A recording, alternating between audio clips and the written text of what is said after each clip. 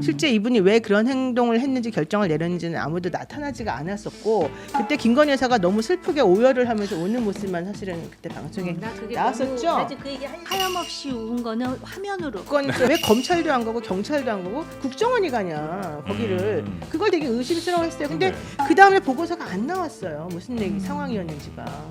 윤석열 대통령을 보수라고 보지도 않고 또 그 김건희 씨 같은 경우는 뭐 진보의 오야붕이라고 하잖아요. 그냥 아무 생각 없는 사람들.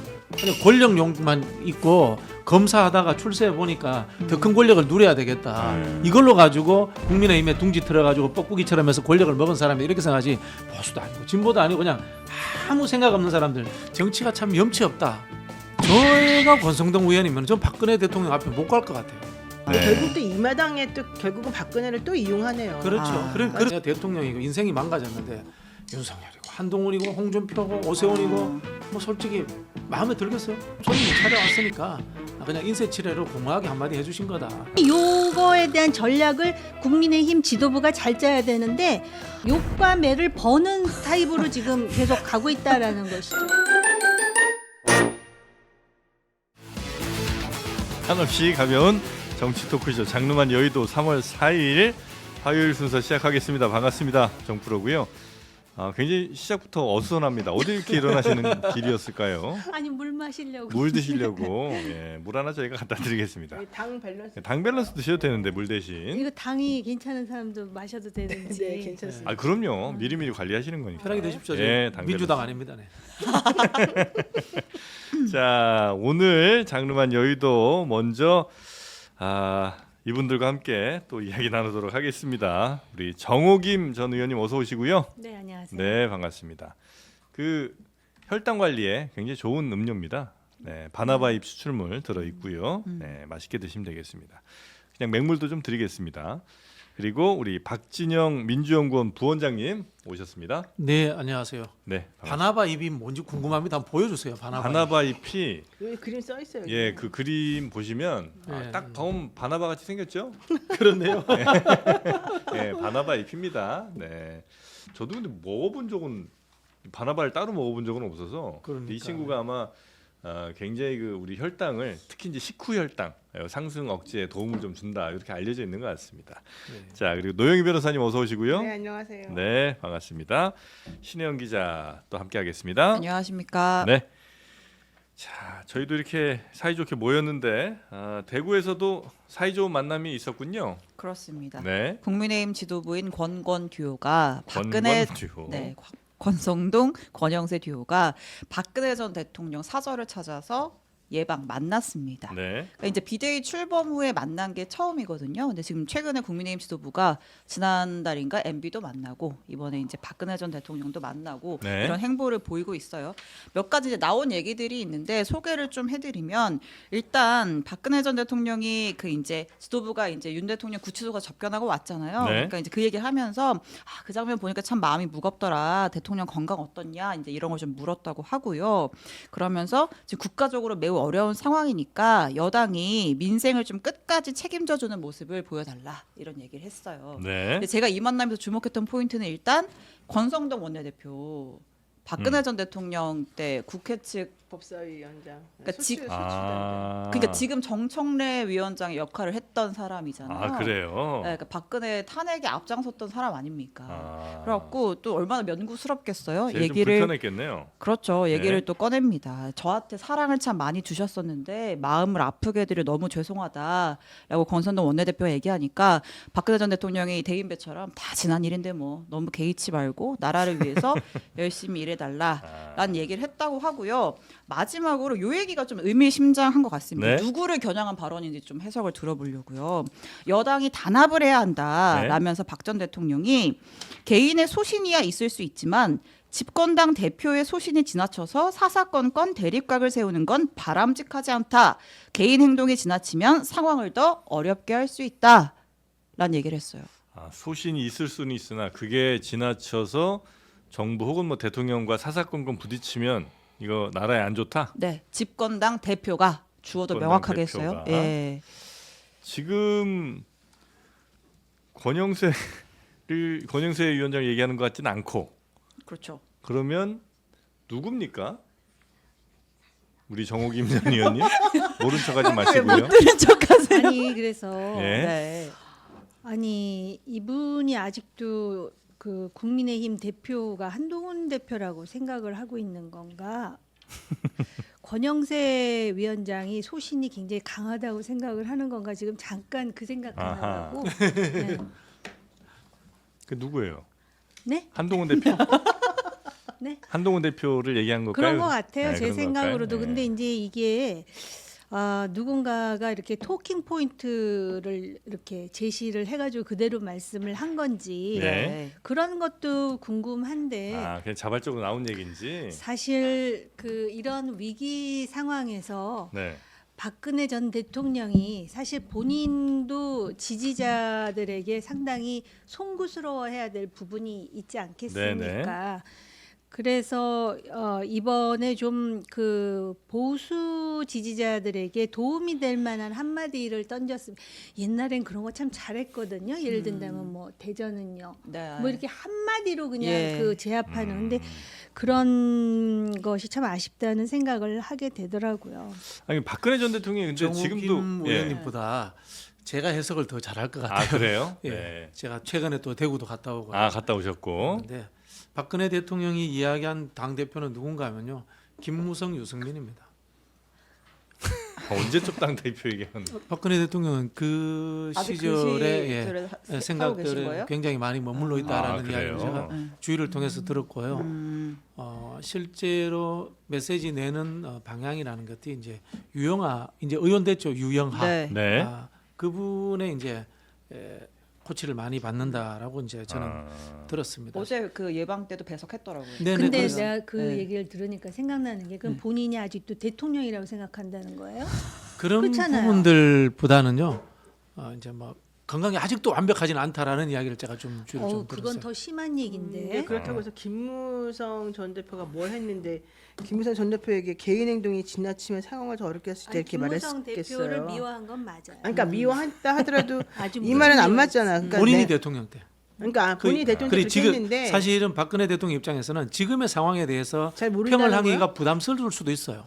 부담스러울 수도 있기 때문에 내가 겪었던 일을 이야기하는 것이 저는 오히려 논리적으로 맞지 않겠나 이런 생각이 들고요. 너무한 저 아니, 근데- 이 상황 보면서 네. 정치가 참 염치 없다, 잔인하다는 생각도 드는 게 지금 대통령 탄핵 상황에서 탄핵된 전직 대통령을 찾아가는 지도부도 이상하고 저희가 권성동 의원이면 전 박근혜 대통령 앞에 못 갈 것 같아요. 염치가 있다면. 참 정치가 참 잔인하고 이 권력욕이라는 것이 무섭구나라는 그렇게 생각이 듭니다. 따지면은 윤석열 대통령도 자기가 잡아놓고 자기가 찾아가고 자기가 몇 번 밥 먹고 그분은 얼굴에 뻔뻔함이 묻어 있으니까. 권성동 그런데 아니 박근혜 대통령의 한마디 한마디가 근데 여전히 보수 지지자들에게 영향력이 있긴 있어요? 없죠. 아 없어요 이제? 없어요. 다만 이제 네. 동정심은 분명히 있는 것 같고요. 네. 그리고 윤석열 대통령과 비교되는 측면들은 있는 것 같아요. 그 본인의 잘못을 수긍했던 태도의 문제라든가 국민들에게 사과하는 모습이라든가 요즘도 이제 뭐 좀 합리적인 보수분들은 네. 윤석열 생각하면 박근혜는 정말 훌륭한 사람이어서 이렇게 이야기하시는 분들 많아요. 네. 네. 여튼 여당 지도부가 박근혜 전 대통령을 찾아가서 이런 이야기들 이제 듣고 왔다. 네, 이런 근데 소식 그러니까 뭐 전해주셨고. 예를 들어 저희가 뭐 박근혜 전 대통령 직접 만나서 우리가 들은 건 아니니까 이 여기서 지칭하는 당 대표가 뭐 배신자 본인이 생각하는 배신자 유승민인지 아니면 이제 지금 현 상황에서 직전 대표였던 한동훈인지 모르겠지만 어쨌든 이 회동의 내용을 국민의힘 대변인이 나와서 브리핑을 하는 거잖아요.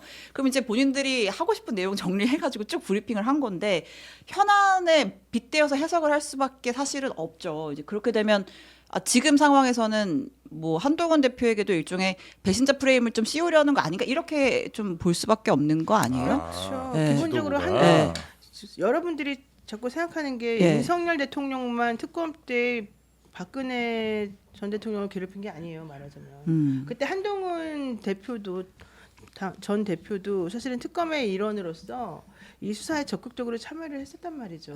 그리고 실제 그림을 그렸던 사람이고, 그래서 윤석열 한동훈은 박근혜 대통령 입장에서는 뗄래야 뗄 수가 없는 한 몸이고, 그 둘이 나를 사실은 그 당시에 힘들게 해서 감옥까지 그 말도 안 되는 상황에서 이건 이제 박근혜 입장에서 음. 그 말도 안 되는 상황에서 날 집어넣었던 2명이다. 거기에 플러스 권성동 네가 거기에 정말로 역할을 크게 하지 않았었냐 이런 생각 할 수밖에 없는 거잖아요.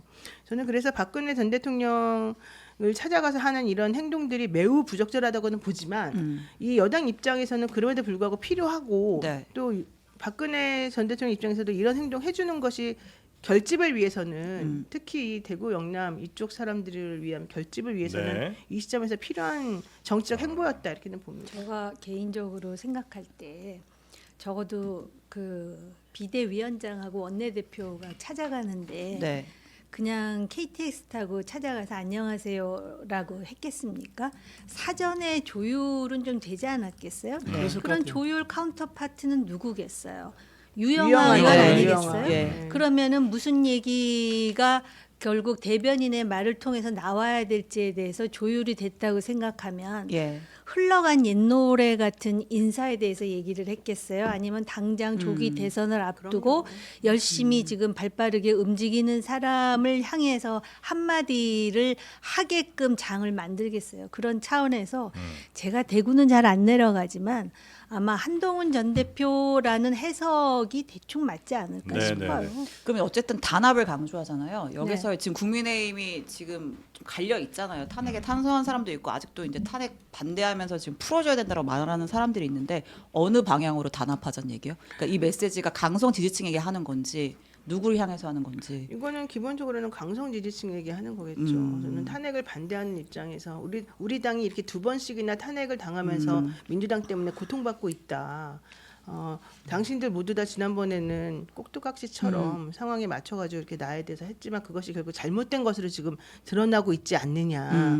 그 행동을 했던 그 당사자 2명이 한 명은 감옥에 가 있고 한 명은 지금 또다시 새롭게 나와가지고 뭔가를 해보겠다고 하는데 이 상황에서 우리가 계속 민주당이 만들어 놓은 이 장난질에 놀아나야 되겠느냐. 네. 우리끼리 한번 좀 다시 단합해가지고 좀 새롭게 해보자. 이런 의미가 저는 더 크지 않을까 생각이 듭니다. 뭐 노영희 변호사님 의견에 전적으로 반대합니다.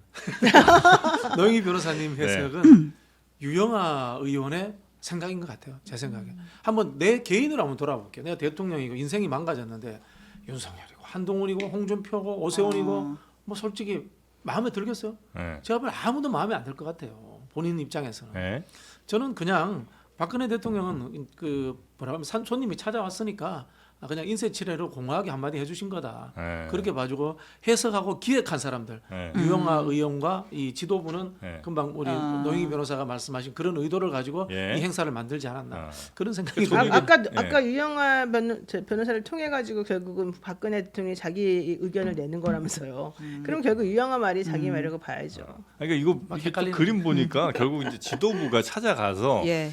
박근혜 대통령하고 얘기를 나누고 그 내용에 대해서 이제 그 지도부 중에 대변인 신동욱 대변인 얘기를 한 거잖아요. 네.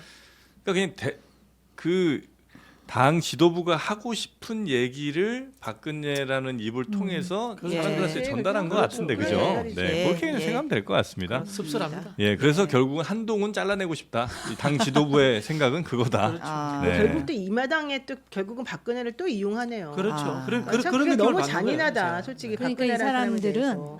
지금 조기 대선을 애써 부인하지만 만약에 그런 현실이 닥치더라도 제가 좀 그 박절하게 얘기를 하자면 대선에 별로 관심이 없는 사람들 아닌가 싶은 마음마저 지도부들이? 들어요. 기득권이죠. 지금 기득권을 네. 확고하게 지금 하고 싶어서 박근혜 전 대통령과의 그 사진이 필요했던 거 아닌가라는 생각마저 듭니다. 알겠습니다. 네. 그러니까 어제 또 국민의힘 일부 의원들이랑 또 원외 당협위원장들이 또 중앙지법을 찾아갔어요. 대통령 빨리 풀어줘라 이런 얘기를 했거든요. 왜냐 대통령의 탄핵은 기각될 것이다. 그럼 대통령이 직무에 복귀할 텐데 빨리 국정 상황 파악해야 된다. 미리 풀어줘라 이런 주장을 한 분들이 또 있었습니다. 요 얘기는 잠깐 들어볼게요. 네. 대통령을 석방하라! 석방하라! 저기 서울중앙지법에 형사 25부 지기현 부장 판사와 또 재판부 판사님들께 우리들의 충정을 전달하기 위해 나온 거 아닙니까 여러분? 맞습니까? 우리 대통령 지지자들의 모습은 분노와 화로 똘똘 뭉쳐져 있는 것을 볼 수 있었습니다. 이분들이 더 실망한다라고 하면 앞으로 무슨 일이 있을까 너무나 걱정이 되는. 네. 어떡하죠?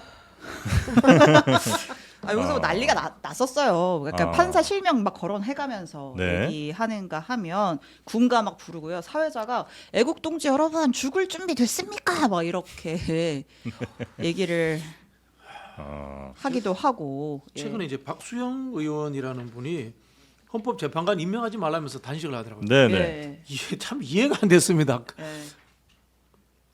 그 정도 일에 단식을 해야 돼. 자기하고 무슨 관련이 있죠? 국민들 이익과 무슨 관련이 있죠? 행정 절차 아닙니까? 무슨 법을 제정하라. 아니면은 헌재 앞에 가가지고 헌법재판소는 윤석열 탄핵 기각하라. 이러면서는 단식할 수 있는데 헌법재판관 임명하지 말라고 단식하는 것들 보고 제가 너무 얼척이 없었는데 제가 국민의힘 의원들께 제일 강력한 의원들로서의 투쟁 수단을 제가 가르쳐드리고 싶어요. 아, 국회의원으로 살 수 있는. 예, 혈서, 단식, 저기 삭발 이런 거 말고 있습니다. 예? 의원직 총사퇴 하시면 됩니다. 예. 의원직 총사퇴 하시고요. 저기 총선 다시 하자. 대통령 선거. 이게 원래 가장 정통하고 가장 결의에 찬 국회의원들이 할 수 있는 방법입니다. 자신의 자리를 내려놓고 네. 국민들로부터 재심판 받도록 하는 거. 과거에 옛날 정치인들은 압니다. 노태우 대통령이 중간평가하겠다고 했습니다. 그리고 과거에도 많은 정치인들이 국회 해산하고 총선거 다시 하자 이런 이야기를 한 적도 있습니다. 실제로 내각제 국가에서는 정치적 책임이라는 것을 총사퇴와 재총선거로 그렇게 하기도 합니다.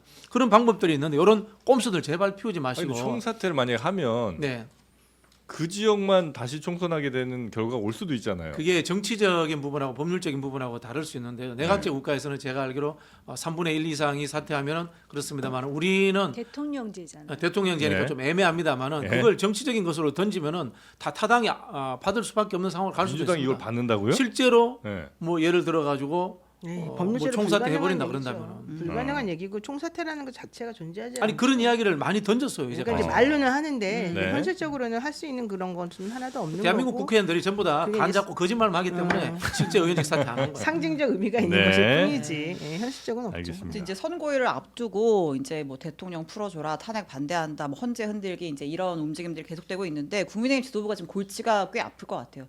어쨌든 저희가 마지막 최후변론 끝나고 이제 국민의힘 지도부도 약간 안전 이별을 위해서 노력하는 그런 모습들이 좀 보인다 이런 얘기도 했었는데 네. 어쨌든 이런 이 막 법원 몰려가는 사람들이 계속 있는 거고 근데 여태까지는 그러니까 여론조사가 물론 뭐 과표집됐다는 얘기도 있지만 국민의힘의 지지층이 결집하는 흐름이 계속 있었어요. 그래서 당 지지율이 생각보다 높게 나왔고 뭐 정권 교체냐 연장이냐를 해도 비등비등한 결과들이 좀 있었잖아요. 근데 최근 이제 가장 임박한 뭐 조사들을 보면 갤럽 조사 같은 거 보면 예, 추이가 조금 꺾였어요? 달라지는 것 같습니다. 그 리얼미터 저희 그림 한번 주실래요? 언제 겁니까 이건? 이게 지난 언제 나온 거죠? 9일. 어제 어제 나온 발표됐던 거. 네, 네. 근데 그러니까 이제 집권 여당의 정권 연장이냐 정권 교체냐를 보면 39대 55.1 차이가 꽤 벌어지고 있죠. 네. 전조사랑 비교하면 교체로는 6%가 올랐고요. 연장로는 6%가 떨어졌어요. 예. 그리고 이제 오른쪽에 아마 당 지지율 추이 그래프일 텐데 이제 역전되는 게 좀 보이시잖아요. 네. 이제 국민의힘이 37.6, 민주당이 44.2로 나왔어요. 역시 전조사랑 비교하면 민주당은 한 3% 포인트 올랐고 국민의힘은 한 5.1% 포인트 내렸습니다. 그러니까 이제는 더 이상 이런 강성 지층의 어떤 그런 행보가 네. 결집으로 이어지지 않는 이제 그런 흐름들이 좀 보이기 시작한다는 거죠. 저것보다 더 중요한 게 중도층의 표심과 중도층의 마음을 네. 확인했던 그 갤럽 조사가 중요해요. 네. 갤럽 조사 같은 경우에 보게 되면은 그 연령별로도 이번에 그 탄핵이 돼야 되냐 정권 교체가 돼야 되냐 이런 걸 물어보는 게 있었었는데 거기에 상당히 60% 정도가 전부 다 어쨌든 간에 이게 정권 교체가 돼야 된다 탄핵 인용돼야 된다 네. 이런 쪽으로 답을 다 했고요. 예. 네. 또 실질적으로 국민의힘 그러니까 국민의힘을 지지하는 그 사람들도 조금 태도가 조금씩 달라지고 있는 것들을 사실 볼 수가 있어서 원래 근데 탄핵 판결 나올 때까지는 이렇게 가다가 탄핵 되고 나면 꺾일 거다 이런 그렇게 되는데 예상이 많았는데 오히려 일찍 빠졌네요. 일찍 빠졌어요. 예. 이게 되게 중요한 부분인 것 같아요. 지금 한 2주 정도 먼저 빠진 셈이거든요. 예. 그래서 이런 게 이제 그동안에 그냥 정상적인 상태로 갔으면은 그렇게까지 빨리 이런 현상이 나오지 않을 수 있었는데 너무 극우적인 모습을 보인 사람들이 지나치고 억지를 쓴다. 그러니까 너무 지겹다. 이 상황이 네네. 너무 혼란스럽다. 이런 마음을 가진 중도층이 많았던 것 같아요. 그렇죠? 예. 맞아요. 그 얘기에 저도 동감을 하는 게 네. 제 주변에 이제 시위에 나가는 사람들이 많을 거예요. 음. 근데 그분들이 나가는 이유가 윤 대통령을 지지해서가 아니에요. 이 상황이 그 향후 전국에 줄 영향에 대한 네. 우려가 있어요. 예를 든다면 지금 입법부를 민주당을 중심으로 해갖고 장악하고 있잖아요. 근데 만약에 조기 대선이 펼쳐진다. 근데 지금 여론조사대로라면 뭐 결과는 너무나 지금 자명한 상황이 되지 않습니까?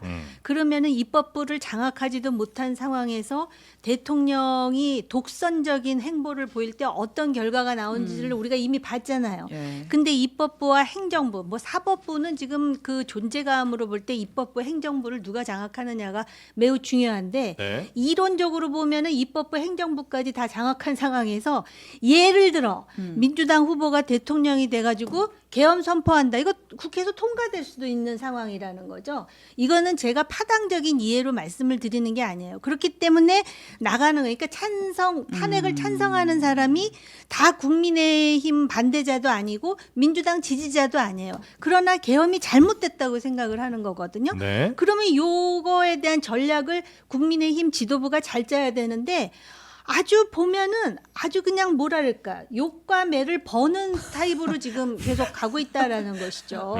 네. 그러니까는 지금도 보면은 왜 지금 뭐 지지층 결집한다 그래갖고 옛 전직 대통령을 만난다든지 아니면 여기 지금 정말 생각지도 못한 김민전 국민의힘의 발언을 보세요. 예.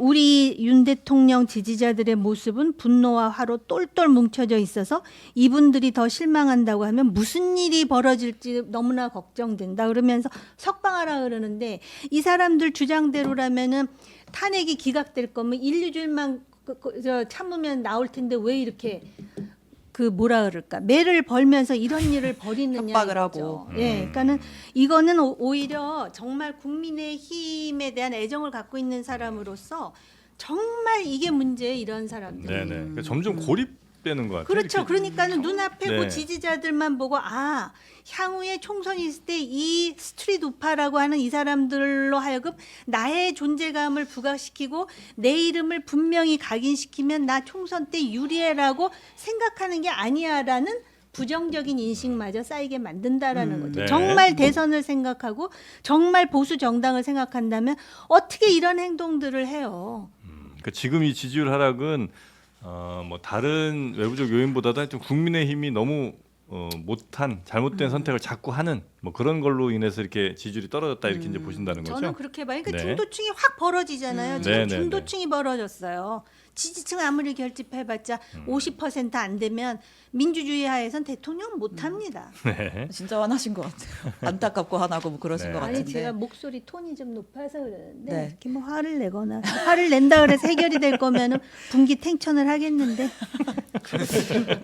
아무튼 알겠습니다. 오늘 제가 보니까 중앙일보가 기사 제목 그렇게 써놨더라고요. 뜨거운 광장, 차가운 여론. 그러니까 이제 뭐 3.1절 집회에 뭐 탄핵 반대 더 많이 모였다 어쩐다라고 하는데 막상 이제 중도를 포함한 여론은 차갑게 식고 있다. 뭐 이런 취지였던 것 같고요. 네. 어쨌든 이제 헌재의 시간표는 계속 흘러갑니다. 오늘부터 이제 연휴 끝났으니까 평일도 재개가 되고, 근데 그 전에 앞서서 도대체 최성목 권한대행은 왜 헌재의 결정에도 위헌이다라는 결정에도 불구하고 마은혁 재판관을 임명하지 않고 있는 걸까요? 뭘 기다리는 거예요, 도대체? 그러니까 여야? 오늘 예. 원래 이제 민주당이 오늘까지는 진짜 해라라고 했어요. 원래 지난 금요일 오전까지 하라고 했었는데. 하라고 했다가 오늘 네. 이제 그 헌재 결정 난 지 닷새째인데 오늘까지는 해. 왜냐 오늘 국무회의 있으니까 국무회의 끝나고 발표해라고 했는데 또 이상한 일정을 또 이상한 건 아니고 일정을 또 하나 잡았어요. 국무회의 하기 전에 별도의 1시간 간담회를 잡아서 국무위원들의 의견을 듣겠대요. 임명할지 말지에 네. 대한. 근데 이제 의견 듣고 나면 원래 또 바로 발표 안 하잖아요. 숙고의 시간이 필요하다고 하잖아요. 그래서 제가 볼 때 오늘 발표를 안 할 것 같아요.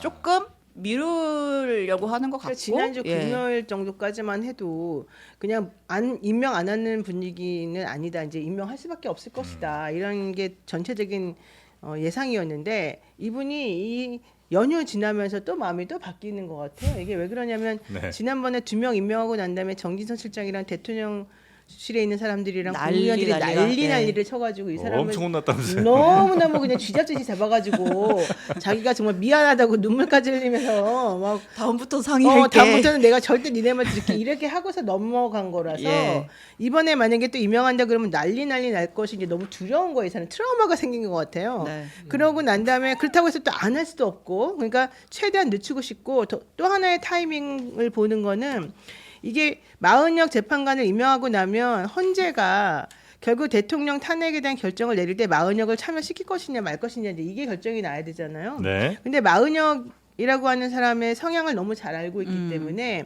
이 사람을 넣게 되면은 어쨌든 탄핵은 무조건 인용으로 갈 거라고 지금 다들 보는 거예요. 한 표는 무조건 플러스 된다고 보는 네, 거고요. 그렇게 네. 되면 마은혁이라고 한 사람을 임명을 시키되 그 평이나 그 결정에는 참여하지 못하도록 하는 타이밍을 지금 노리고 있는 거죠. 아. 그러니까 만약에 마은혁이 그 결정에 참여하려면 변론 갱신이라고 하는 절차를 거쳐야 되고 네. 그러려면 날짜를 한 번 또 따로 잡아서 네. 다시 그날 변론 갱신합니다. 절차 이의 있습니까? 물어보고 양쪽 당사자들이 없습니다. 그러면 그건 이제 넘어가 그날 종결하고 또 한 며칠 지나서 이제 평의에서 결정을 내릴 수가 있는데 이제 그렇지 않으면 마은혁 재판관은 헌재 재판관 임명했다 하더라도 이미 변론이 종결된 것은 들어갈 수가 없고 그냥 내버려 두는 거예요. 그럼 8명이 판단을 내리는 거거든요. 네. 그래서 지금 아마 사람들의 예상은 이거예요. 8명이 만약에 지금 현재 평의를 해봤는데 대충 한 6대2 정도로 예를 들면은 찬성 인용이 6이다. 그러면 마은혁을 임명하고 안 임명하고는 별로 의미가 없기 때문에 6명 그냥 채웠으니까. 절차를 더 늦출 필요 없이 그대로 하고 싶다는 게 첫 번째 생각이고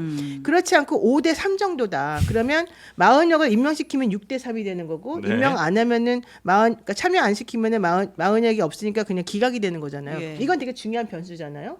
그러니까 이 때문에 마은혁을 어떻게 할 것인가에 대한 이제 고민을 할 수밖에 없는 구조가 돼서 요 타이밍을 최상목이가 지금 조절한다는 거죠.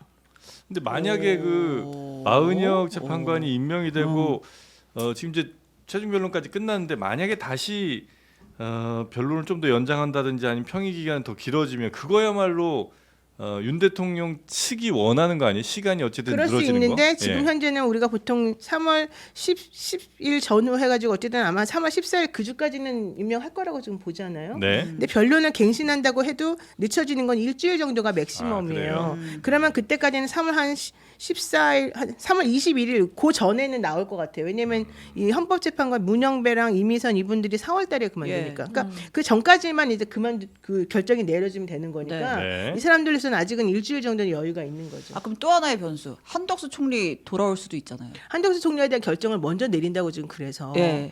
그래서 제 생각에는 원래는 사람들이 좀 돌아오지 못하게 하려고 내지는 돌아와도 이거 헷갈리지 않게 하려고 대통령에 대한 탄핵의 결정을 먼저 한 다음에 한덕수 할 줄 알았는데 지금 분위기가 한덕수 총리를 먼저 임명하고 예. 이제 이렇게 한다는 얘기잖아요. 그럼 이제 다시 한덕수가 권한 대행이 되고 마은혁 임명 권한이 한덕수한테로 가는 거잖아요. 예, 예. 그럴 수도 있는데 네. 그렇게 되면 또 뭐 하나의 문제가 생기냐면 이제 물론 이거는 여당 쪽의 주장이긴 합니다만 그러면 기존에 임명했던 2명은 무효를 해야 된다. 또 이런 주장을 또 펼칠 수가 있어요. 원래가. 근데 네. 그거는 안 받아들일 것이다. 이제 이 절차적인 안정성을 위해서 이제 이런 얘기라서 그것 때문에 또 오히려 시간을 끌 수도 있다고 지금 보더라고요. 네. 저도 이야기해야 됩니까? 예. 편하게 하시죠. 제가 들은 이야기를 좀 할게요. 아. 예, 댓글에 저보고 뭐 주장만 한다고 하는데 주장 안 할 거면 여기 뭐하러 나옵니까? 예. 마음껏 하십시오. 네네. 네. 첫 번째는 이제 헌재는 최종 그 헌법 기관으로서 가장 안정적인 판단을 하기를 원할 겁니다. 즉 9명이 완전체가 되는 것이 가장 좋다라는 네. 생각.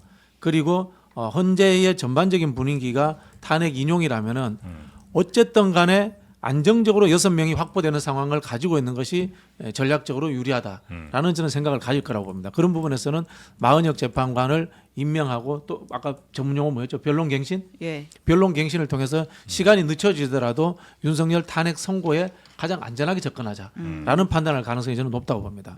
두 번째로 최상목 이야기인데요. 저는 권한 대행이지만 대통령의 위치에서 수많은 정보들을 취합하고 있다고 봅니다. 헌재와도 만나고 소통하고 있을 것이고 선관위하고도 소통하고 그리고 국민의힘과도 소통하고 있고 대통령실과도 소통하고 있고 가장 중요하게는 자신의 오랜 지인들 이른바 기재부의 정치화된 관료들하고도 저는 소통할 거라고 봅니다. 네. 그런 부분에서 저는 판단을 하겠죠. 즉 헌재가 결국 탄핵을 인용할 것이다라고 판단을 한다면은 저는 이 기간을 늦출 것이라고 봅니다. 그러면은 마은혁 재판관을 임명할 가능성이 있다고 봅니다. 시간을 늦춰가지고. 다만 반대로 윤석열 극렬 추종자들과 윤석열 대통령의 입장처럼 현재 8명이면 5대3으로 기각될 가능성도 있다라고 판단을 한다면은 네. 저는 최상목 권한대행이 안 하고 버틸 수도 있다. 이렇게 봅니다. 그러나 제 생각은 아까 말씀드린 것처럼 시간을 끌면서 네. 마은혁 재판관을 임명하지 않을까 그렇게 예측을 해봅니다. 안정적으로 탄핵을 인용하기 위해서. 그렇게 하면서 국민의힘에게도 시간을 벌어주고 대선을 준비할. 근데 어쨌든 전체적으로 헌재 분위기는 이번에 결정 내릴 때 전체 그러니까 전체 만장일치. 인용이 된 탄핵이든 전부 다 하나의 의견으로 일치를 해야지만 예. 사람이 너무너무 시끄럽지 않게 이 상황을 조금 극복할 수 있다고 생각하더라고요. 그래서 네. 이제 만장일치 결정을 위해서 평일을 계속해서 한다는 얘기가 있어요. 그런데 거기에 이제 마은혁 재판관이 들어오게 되면은 어느 쪽으로 더 무게를 쏟을지는 좀 결정이 어느 정도 예상이 되는 부분이라서 이제 시기 조율 뭐 이런 거랑 좀 같이 맞춰서 최상목 대행이 그래서 고민을 좀 하는 것 같아요. 네네. 뭐 최상목 대행이 설령 헌재와 소통을 한다 손치더라도 그 결과에 대해서 뭐 미리 알거나 이럴 수는 없는 그럴 거겠죠. 수는 없죠. 네. 그 전반적인 분위기. 분위기와 사실은 이거 아닙니까? 이분도 내란 공조자의 혐의가 있는 분이기 최상목은 때문에 헌재랑은 교류하지 않아요. 아니, 예. 그건 이제 우리 생각이죠.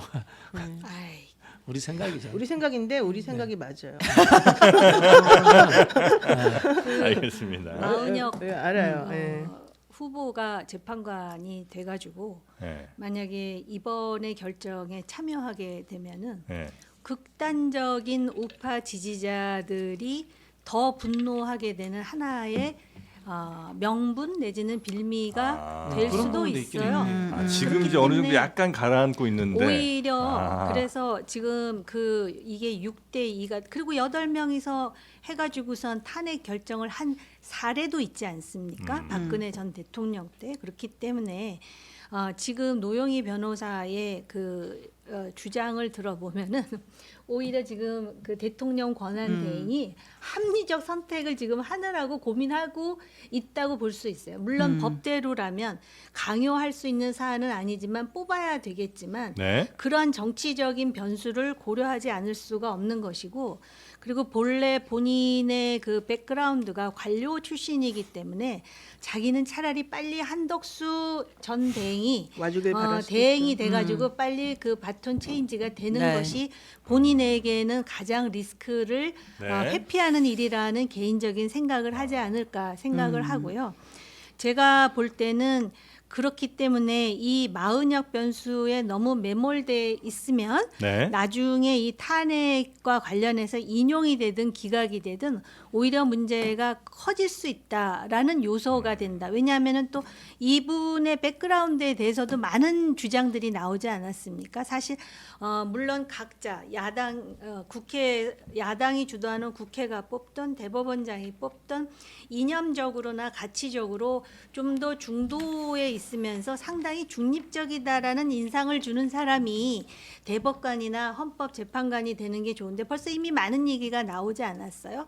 그렇기 때문에 제가 볼 때는 오히려 지금 이 권한 대행이 나름대로 그 시간을 두고 있다가 헌법 재판관으로 임명은 하되 요번 그 결론에는 참여하지 않는 그런 현실적인 차선 내진 차악을 택할 가능성이 그게 오히려 현실적으로 나은 거 아닐까라는 생각마저 네. 듭니다. 그 말 맞고요.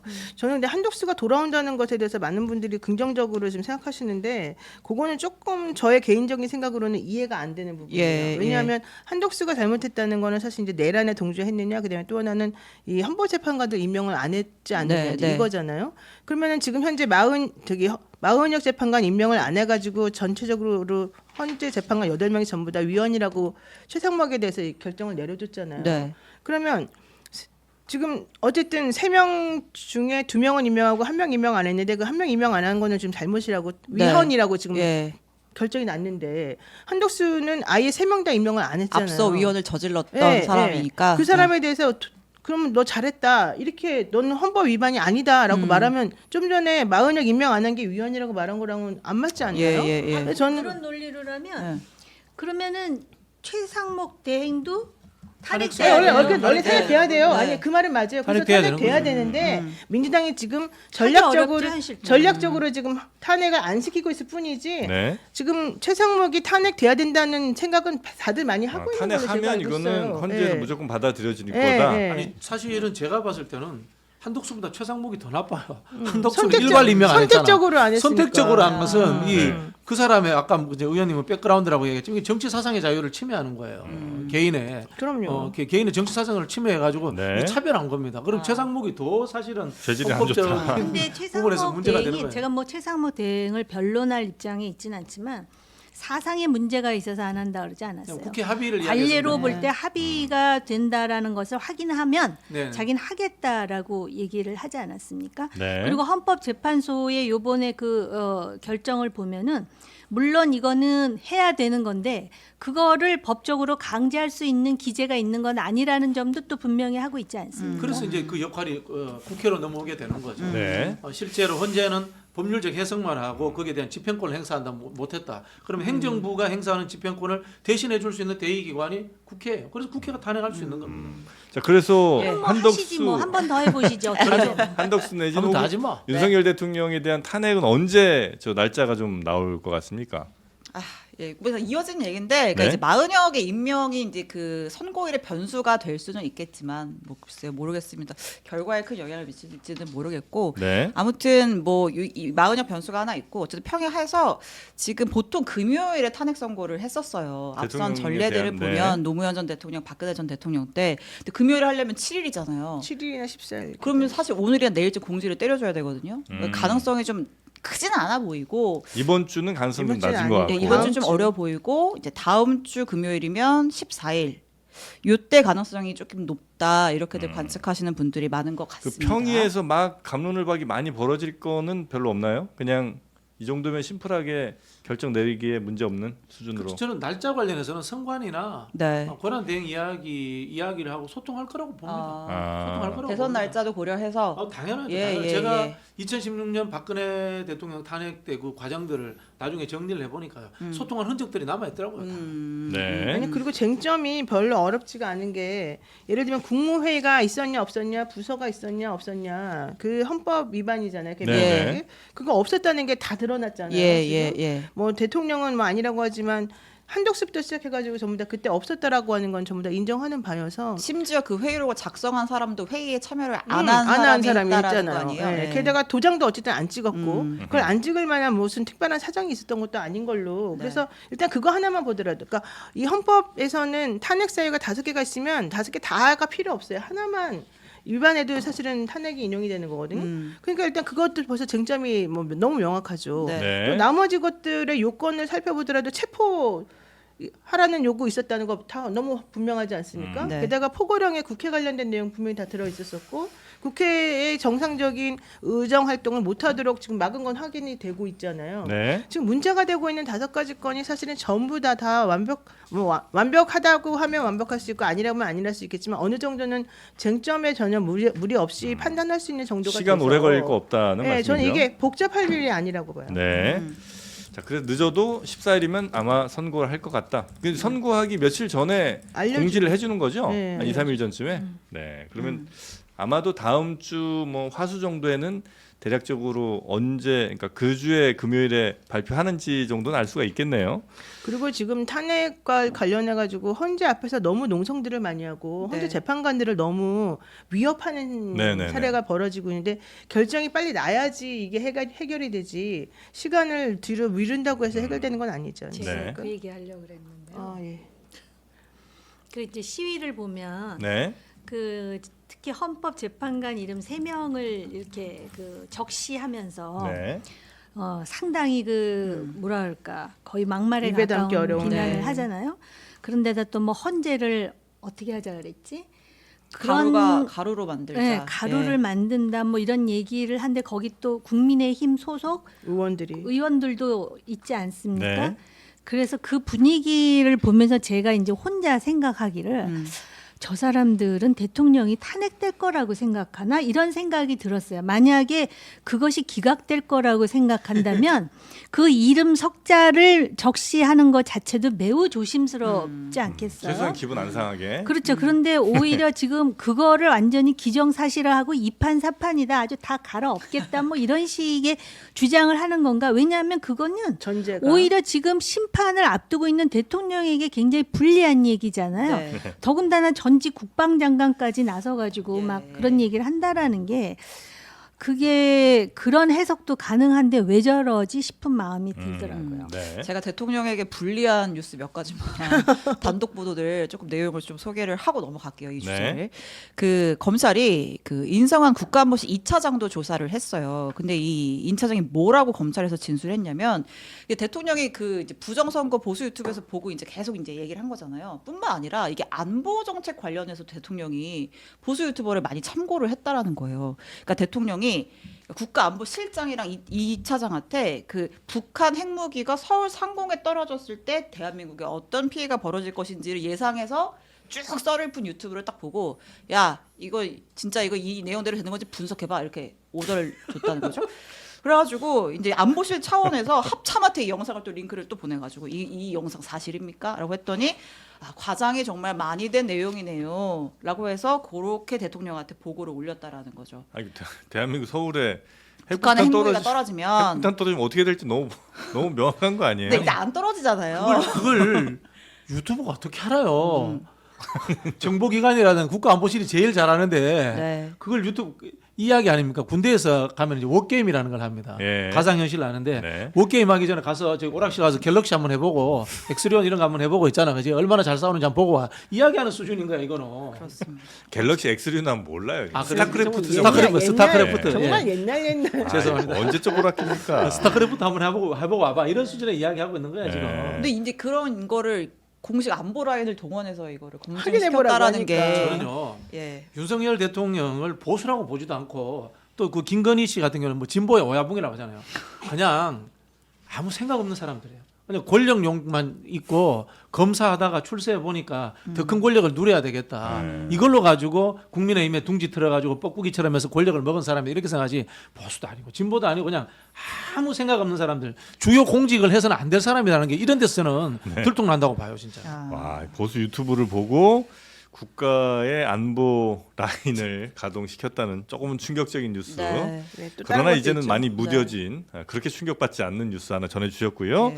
다음 또 뭐 있습니까? 아니, 대통령의 이 골프 외교 관련해서 네. 이제 트럼프 당선 대비해가지고 골프 쳤다. 근데 8월에 외쳤어. 당선도 안 됐는데 막 그 당시에도 말들이 많았잖아요. 그러니까 이제 나중에는 그 군 애들 좀 격려해 주려고 또 치고 칠 수도 있지라고 하면서 그때 김용현 전 장관이 그 같이 친 사람들한테는 잊을 수 없는 영광의 자리다. 아. 걔들이 이런 얘기하면서 막 눈물을 흘리고 기억납니다. 했었다니까요. 기억납니다. 라는 이제 그 골프 논란 있잖아요. 군 골프 시설 논란. 근데 누구랑 쳤는지를 파악을 해 보니까 특전사 부대원들이랑 쳤다라는 네. 거예요. 707. 예.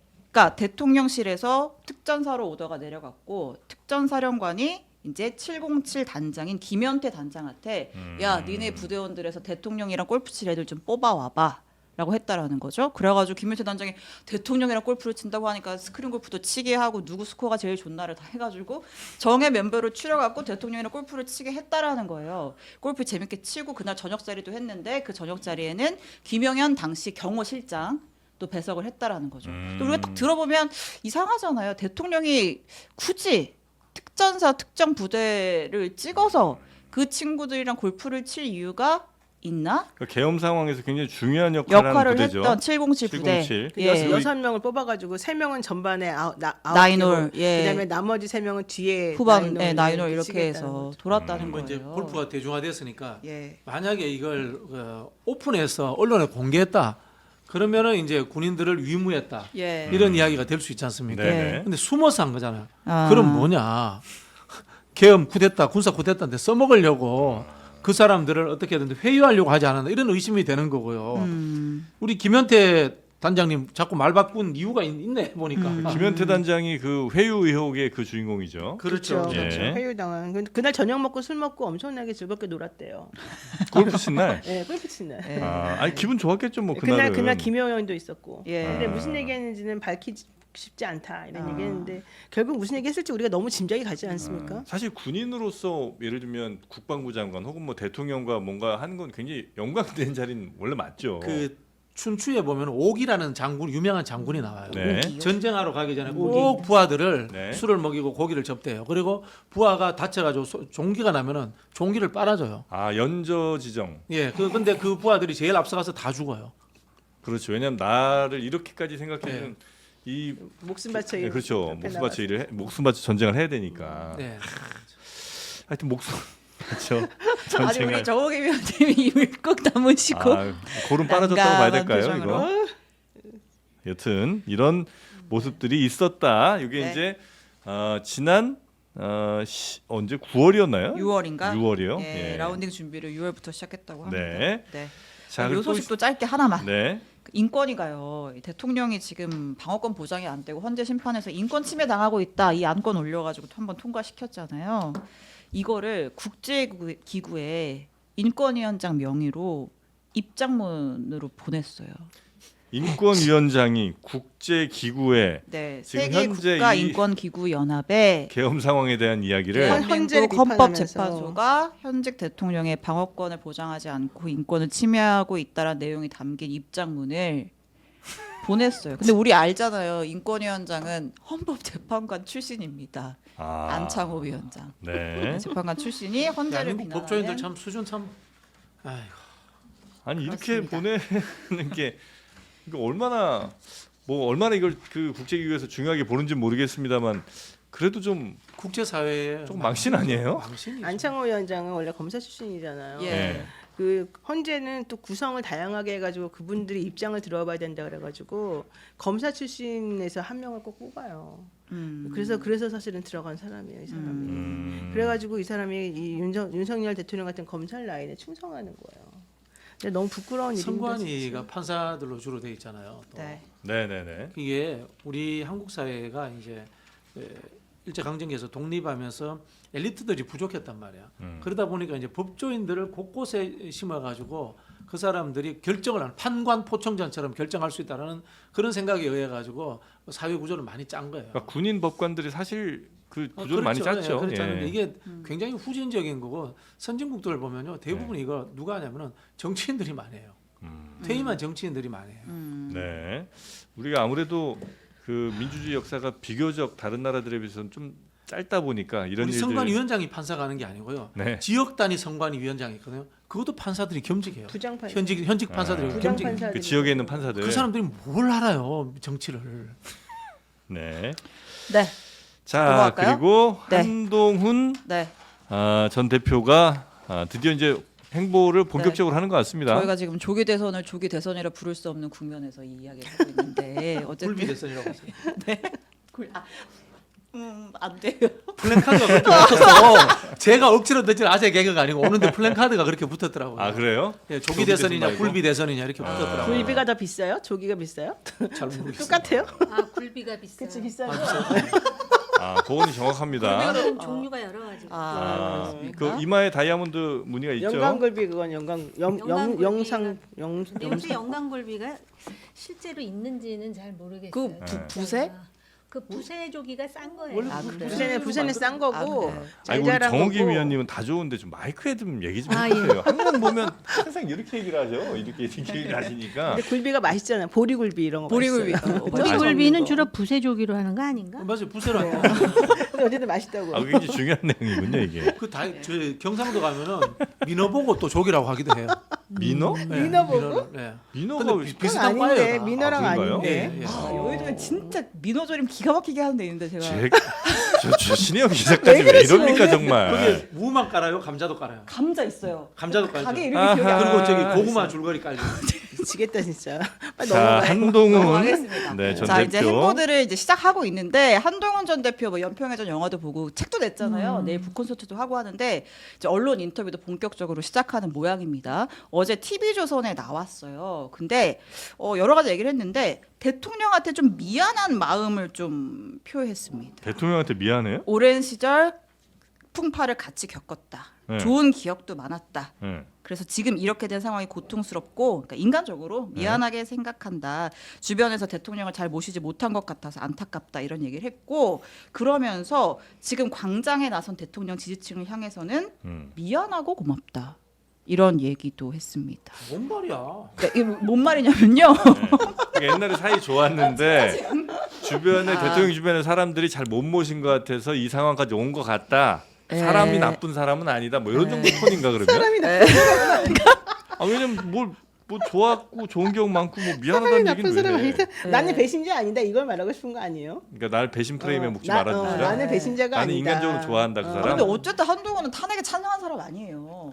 그러니까. 네, 근데 이제 왜 광장에 나온 분들에게 미안하고 고맙다? 그러니까 뭔 소리야 싶잖아요. 그 이유를 뭐라고 얘기하냐면 이재명이라는 위험한 사람이 나라를 망치는 것을 막아야 한다는 애국심은 그분들과 내가 같다. 공통된다. 이렇게 그 얘기를 윤석열이라는 군사 쿠데타 일으킨 사람을 탄핵한 거는 그분들과 당신하고 생각이 다른가요?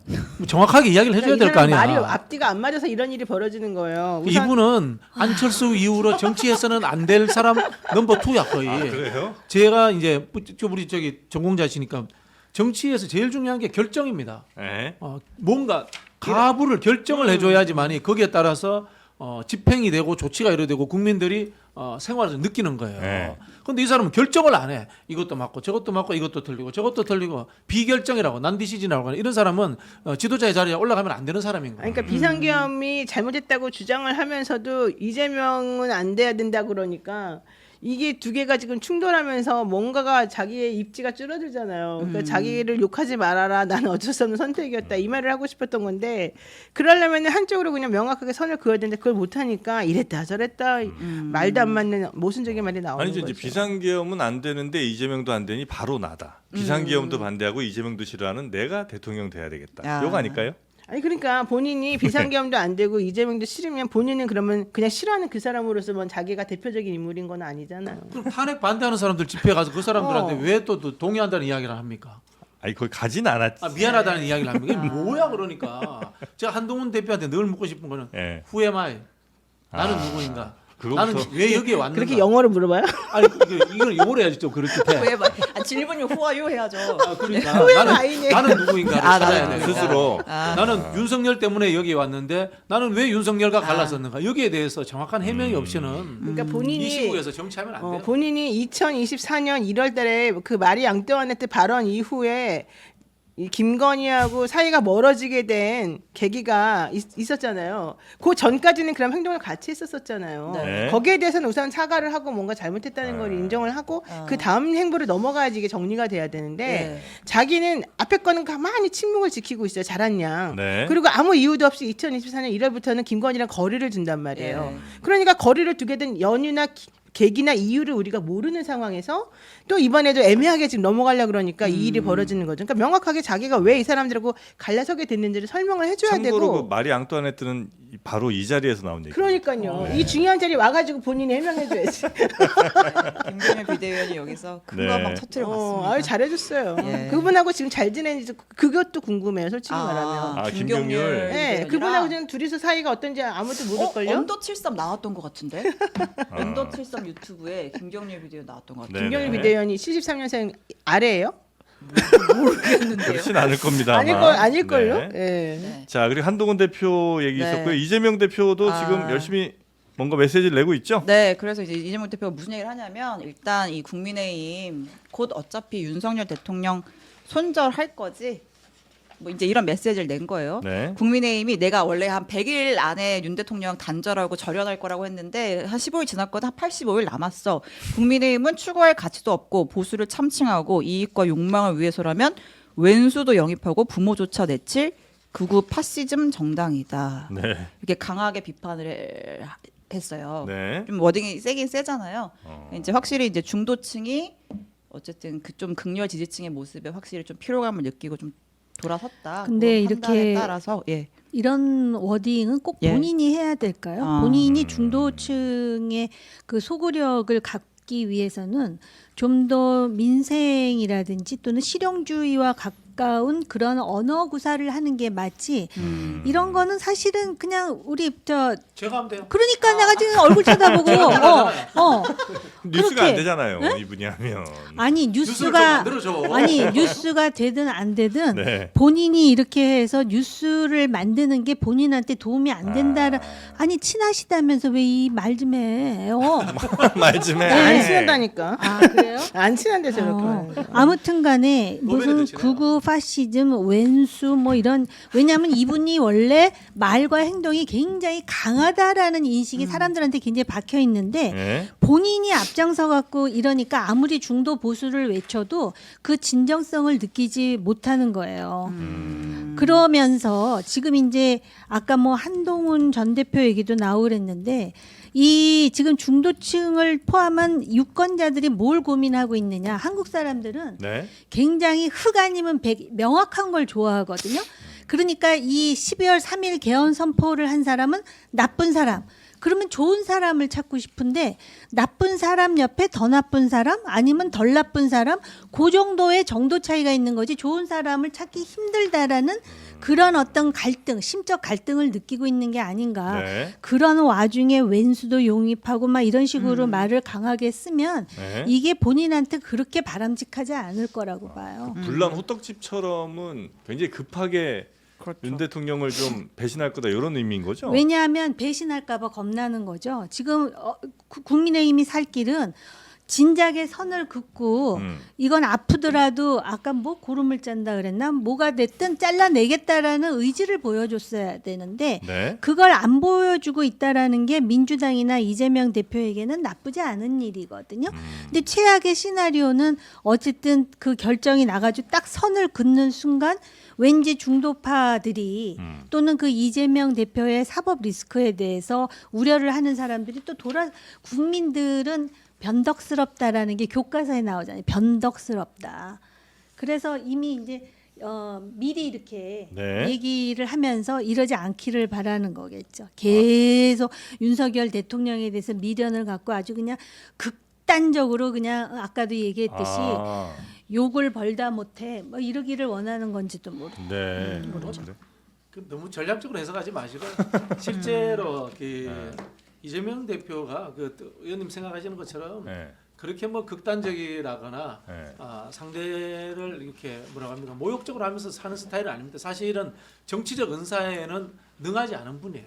뭐 그런 말씀을 드리고 싶고 한편으로 보면 이런 것 같아요. 국민의힘이 망하면 대한민국이 잘 될까? 이런 생각을 해봤잖아요. 문재인 정부 때 해봤잖아요. 국민의힘 거의 폭망했잖아. 나라 잘 되지 않았어요. 합리적 보수가 망하면은 더 극단적 보수가 망하고 더 극단적 보수가 망하면은 진짜 아스팔트에 체제 부정 세력들이 그 자리를 대차합니다. 대한민국 사회라는 건 어쨌든 간에 상대적인 진보와 보수로 나눠져 있습니다. 그래서 네. 그 자리를 채우지 우리가 다 점령할 수 없어요. 오히려 국민의힘이 건강해졌으면 좋겠다라는 우려의 표현으로 좀 들어주셨으면 그러니까 좋겠어요. 그 말이 제가 네. 이재명 대표를 어떻게 알겠어요. 근데 정치는 사실이 뭐냐가 중요하지 않아요. 그 사람에 대해서 어떻게 생각하느냐가 중요하거든요. 네. 이 마음 오장을 드러내서 보여줄 수도 없는 일이고. 네. 근데 이런 언사를 쓰면 아우 왜 이렇게 말이 강해. 그러니까 이재명 대표에게 도움이 잘 안 안 될 것 돼요. 같다는 말씀이시죠? 굉장히 그 의미 있게 애정을 가지고 선소리를 네. 애정은 해주셨습니다. 없어요. 애정은 없어요. 네. 자 그리고 이재명 네. 대표의 또 뭐 엔비디아 발언이 어떤 거죠? 아 여기 시간이 없어서 네. 좀 이따가 또 인터뷰 때 아, 그 얘기 네, 좀 이건재. 해보도록 하고요. 네. 이 소식을 마지막으로 좀 하나만 짧게 다뤄볼까 해서요. 그 자승 스님 있잖아요. 근데 이제 2023년 11월인가 그때 이제 화재로 입적을 하셨는데 당시에 현장에 국정원이 투입이 됐다라는 거예요. 그때 그 그랬잖아요. 지난번에 홍정원이 때 예. 얘기했잖아요. 네. 근데 이 홍정원. 7, 여기에 80명 때 그러니까 요거 자체는 이제 보도가 나왔었어요. 당시 이제 홍장원 차장이 주장하기로는 대통령이 현장에 대공유행 혐의점이 있으니까 가가지고 가봐라고. 좀 알아봐라. 그래서 한 70명인가 요원들이 투입됐다라는 거잖아요. 근데 이 배경에 김건희 여사가 있다라는 얘기가 좀 있는 것 같아서. 그때 그 얘기가 나왔었죠. 네. 김건희 여사가 자승 스님하고 원래 이런저런 관계를 많이 가져왔었고 예. 자승 스님이 김건희 여사한테 많은 부탁을 했었었다. 네. 네. 그랬는데 그런 부탁이 너무 이제 도가 지나치고 너무 힘이 들어가지고 그날 엄청나게 싸웠다. 예. 자승 스님하고 김건희 씨가. 여사하고. 그래서 네. 둘 간에 오고 간 얘기가 너무너무 많고 그것 때문에 혹시 증거가 남아있었을 가능성이 매우 높다. 그 자리에. 그게 이제 신용환 교수가 지난번에 저거 방송에서 했던 얘기인데 예. 그런 것들이 너무 위험한 상황이었는데 갑자기 그날 밤에 이분이 이제 입적을 하면서 네. 그 사실은 그날 자기가 최종적으로 입적하는 모습까지 동영상으로 찍어가지고 누구한테 보냈다는 얘기까지 있었어요. 원래가 증거를 남기기 위해서. 그거는 설마 진짜 야. 그 여자 보살에게 넘겼다는 소리가 있었어요. 그 여자 보살 이름까지 특정이 됐었어요. 사실은 여기서 내가 말하지 않겠지만 예. 어쨌든 그런 상황이었는데 갑자기 이제 그런 일이 벌어지고 나니까 네. 윤 대통령이 대공 혐의점이 있으니 딴 사람들 보내지 말고 네가 가서 해결해라. 그래서 그때 7, 80명을 국정원 요원을 데리고서 거기 가서 처리를 잘했다는 거예요. 그렇게 잘해가지고 홍장원 차장이 그때 헌재 나와가지고 처음에 대통령이 자기에게 전화하게 된 계기가 뭐냐, 당신을 왜 신뢰하게 되었느냐라고 물어봤을 때 내가 그때 국정원에서 사람을 데리고 가가지고 이 자승스님 건을 잘 해결했던 것 때문에 인상 깊게 보셨던 것 같다. 근데 이렇게 얘기를 하면서 사실은 고의가 진행이 됐었었어요. 맞아요. 예. 그런데 실제 그 다음에 대공 혐의점이 뭐였는지에 대해서 아무도 밝히지를 않았고 실제 이분이 왜 그런 행동을 했는지 결정을 내렸는지는 아무도 나타나지가 않았었고 그때 김건희 여사가 너무 슬프게 오열을 하면서 오는 모습만 사실은 그때 방송에 나 그게 나왔었죠. 너무, 나 지금 그 얘기 하려고 예, 했어요. 사람들이 그때 전부 다 너무 이상하다 이상하다고 그렇게까지 할 필요는 생각했지. 없지 않냐 이런 얘기까지 막 나왔었단 말이죠. 이제 그러다 보니까 지난번에 헌재에서 자승스님 처리와 관련해서 자기를 신임했다라고 이 홍장원 차장이 얘기하니까 다들 사람들이 아니 무슨 자승스님 건에서 국정원이 들어가서 처리한 게 뭐가 우리들에게 공표되고 알려진 게 없는데 뭘 잘했다는 거야. 이제 이렇게 얘기하면서 말이 나왔었어요. 아니, 그거만 예. 얘기면 7, 80명이 동원될 수 있다. 그리고 그 오더를 내린 사람이 당시 조태용 안보실장이었다. 뭐 그런 얘기들이 나오더라고요. 언론 보도. 그러니까 이제 팩트랑 이제 추정을 조금 이제 구분해 지금 제가 보자면 말씀드린 건 팩트만. 이제 그건 팩트고 그러니까 자승 홍정원이 말했던 것도 팩트죠. 네, 자승 스님이 김건희 여사와 커뮤니케이션을 꽤 했다는 것까지는 그거는 팩트인 것 같고. 그거는 신용환 교수의 말이에요. 네. 주장. 아 근데 막 하염없이 운 거는 화면으로. 그건 또 오열한 거는 또 사실 네. 오열이지. 아 그리고 이제 국정원 직원 꽤 다수가 한 7, 80명 정도가 동원돼서 뭔가 대공 혐의점을 좀 차지를 하거나 이 사건을 정리를 했던 것도 팩트. 그렇죠. 근데 아니, 이상하잖아요. 무슨 네. 대공 혐의점이 있겠어요. 그 사람이 그날 갑자기 그러니까 그런 스님이 행동했는데. 대공 혐의점이 있다는 거예요. 그러니까 그 사건에서 홍장원 사장이 얘기한 게 그거였어요. 윤석열 대통령이 대공 혐의점이 있는 것 같으니 니네가 가서 처리해라라고 했다는 거예요. 참 스님도 대공 혐의점 있고 참 독특한 그러니까, 나라에서 그러면 기가 차서 스님의 말했구만. 대공 혐의점이 있다는 걸 상상도 안 가지만 네. 있다고 칩시다. 그래서 국정원이 동원됐다고 칩시다. 그러면 그와 관련된 수사 보고서가 나와야 될 거잖아요. 그거 되게 중요한 부분이잖아요. 네. 사람들이 그때 되게 궁금했던 거는 왜 검찰도 안 가고 경찰도 안 가고 국정원이 가냐 거기를 그걸 되게 의심스러워했어요. 근데 네. 그 다음에 보고서가 안 나왔어요. 무슨 얘기 상황이었는지가. 느낌이 남산의 부장들이라는 영화 느낌이 나네요. 좀. 요거는 주장이에요. 팩트. 저건 그러니까 느낌이래요. 이제 주장이라든가 음모론이 생기는 거는 네. 결국은 이 정권이 독재 정권이고 구린 부분이 있어서 감추려고 한다라는 것들을 반증하는 겁니다. 한번 생각해 보세요. 개명천지에 조계종 총무원장이면 내각제 국가의 대장이에요. 넘버원이에요. 그분이 화재로 돌아가셨다는 것 자체가 이해가 안 되는 상황이기도 하고 거기에 대통령 부인이 거기서 오열을 했다는 것도 그렇고 국정원 직원이 출동했다는 것도 그렇고 이거 전부 다 생각해 보면 엄청난 음모론의 그림이 만들어지는 거예요. 그러니까 뭔가 이렇게 정보가 투명하게 공개되지 않는 경우에 그런 음모론들이 더 많이 그렇죠. 발생하죠. 네.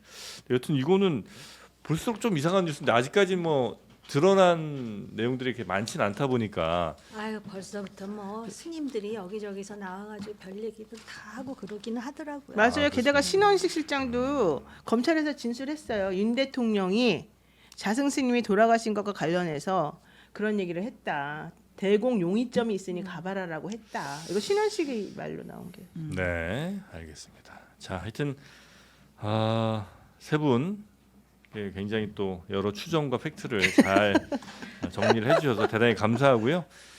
세 분께도 이 당 밸런스 한 병씩 좀 드리겠습니다. 편안하게 가시면서 깔끔하게 드시고 이렇게 막 힘들잖아요. 많이 장인 드시고 2명인데 한 병 더 줘.